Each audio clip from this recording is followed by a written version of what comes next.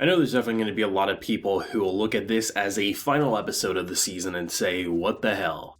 You end on such a sad note that feels like, there's gotta be more, but so far there is no more anime confirmed. But it does kind of feel poetic in a certain sense, where the first episode of the season of this show ends with the main character killing seemingly the main character of the show, to then ending with that same character realizing that she doesn't want to kill these people, that she knows she's been manipulated, that she knows everything is changing and she just abandoned her mission, and now her one and only friend just died. It's a pretty satisfying way and unsatisfying way to end the show all at the same time, not knowing are we going to get more. Do I want a season 2? Absolutely. Will we get a season 2? Only time will tell. But I think in a year's time, should I hear nothing about this show getting more, I'll check out that manga, I'll start it from scratch, read it all the way to whatever's translated, because this show was a breath of fresh air, and honestly did that kind of Death Note style battle of wits in a very refreshing way where your characters weren't perfect and they openly made mistakes and admitted to them.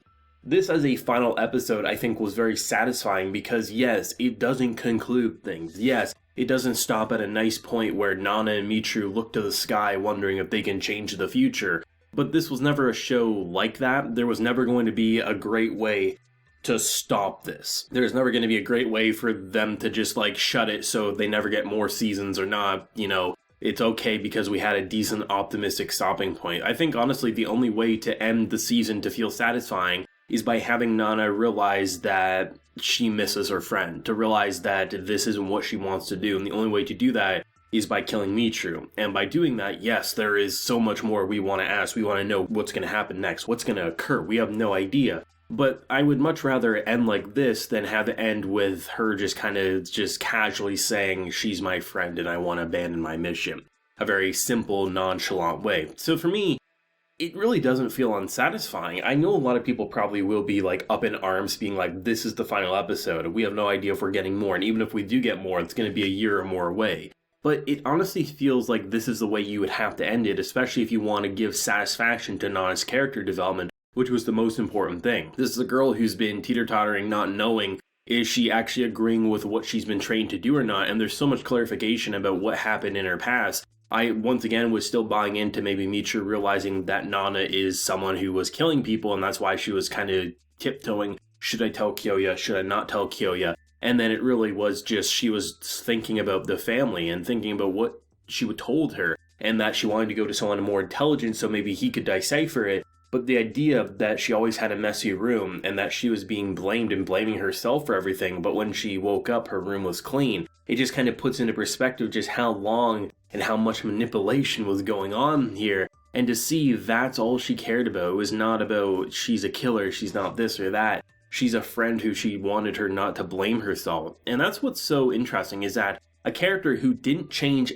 at all. Michiru was a nice character from the beginning and she ended as a nice character. But she served as this stepping stone to really mend a broken girl's heart, who was abused and belittled and berated and was tortured, was taught to kill so many people, and was taught that these talented are the enemies of humanity, was basically taught that they were serial killers, and that you need to stop them, otherwise similar things will happen to other families like your own. This girl did horrible things, and we all know she did horrible things, but seeing how she was raised, it's not that she was basically used as a weapon. Do you blame the weapon or do you blame the person who fired the weapon? And these people are the ones who fired the weapon. And the one person who was able to snap her to before it was probably too late was a sweet and innocent girl who didn't change, who didn't get character development. You can argue she got the character development when she was able to save a friend unlike last time, but she was more similar to having a setting be, the set piece for a character to change and interact with. That's kind of what Michiru was. And that served a really great purpose for the story and the narrative. The traitor reveal honestly shocked me. I mean, looking back, it makes sense, but in the moment I was like, oh, are they going to bring back the character who we seemingly killed in the first episode? Is he getting revenge or something? And no, it's the astral body. The idea of flushing a toilet, how can a ghost flush a toilet? I remember I had some comments, and I've seen multiple comments making jokes about that. Makes total sense, the idea of cracking open the window and using this spiritual body in order to do these things and have an alibi. It was honestly unexpected to me. I didn't see it coming, and I think the reason why we were so uncertain, at least the majority of us, because I didn't see anyone predict this in my comment section. It was all just like, I don't know what's happening, or taking apart like the whole characterization of Nana and Michiru, because that's what a lot of us are focusing on. But the idea of the astral body, and that was who was behind it, and then Nana in her kind of like dying moments sacrificing herself for a girl who she was going to kill at some point, but just kept pushing it off.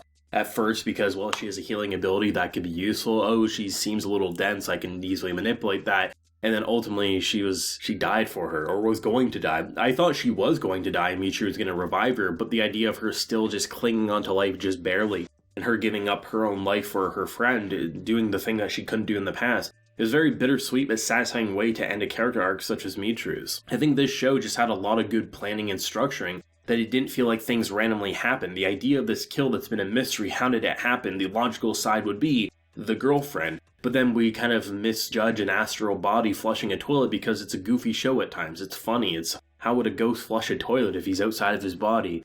We didn't even click that it could have been a ghost killing these people and, opening the windows, keeping his body listening in, the perfect alibi as the windows open so he could hear it. It's like, it's perfect. It really was. And the idea of him being he's already clearly deranged, and then Nana manipulating that situation, you won't know about my plan. And her plan was to let this person kill everyone for her, and then she would take him out. But the one thing she didn't take into consideration was her having a friend. And that's what's so, I think, satisfying about the finale, is that if you look at it as, this is where it stops. Best friends, no longer best friends because one is dead. It's like, holy shit, there's no more. But when you look at it, what the 13 episodes represented, you did a hell of a good job. I mean, for a show that could have easily just been kill of the week, and here's how she's going to kill this person every single week, it turned into a really compelling narrative of not knowing, are the talented actually what they say they are, or are they something completely different?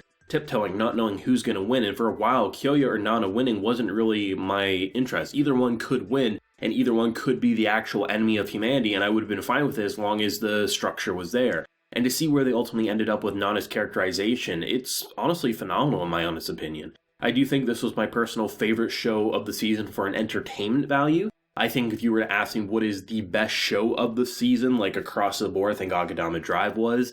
But yeah, this was just a great show. It was compelling, it had great production value, I love the color palette, I love the difference of having like green, blue, and red for the different characters' psyches when we got into that. Really great touch of just really great touch to really add that personalization, which I'm not sure how they did in the manga. I'm sure it was probably just more close-ups and stuff like that, but still. The studio did a great job. I'd love to see a second season come a year's time. If we have none, I'll definitely have to check out that manga. Let me know your thoughts and feelings on the final episode. I know it's a bit different for a final episode than what we're used to seeing, but I think it does work quite well, but whatever you're feeling, let me know down below. If you enjoyed the video, leave a like, share your support, and hit that subscribe button if you happen to be new around here. So until next time, everyone, please take care and have a good one.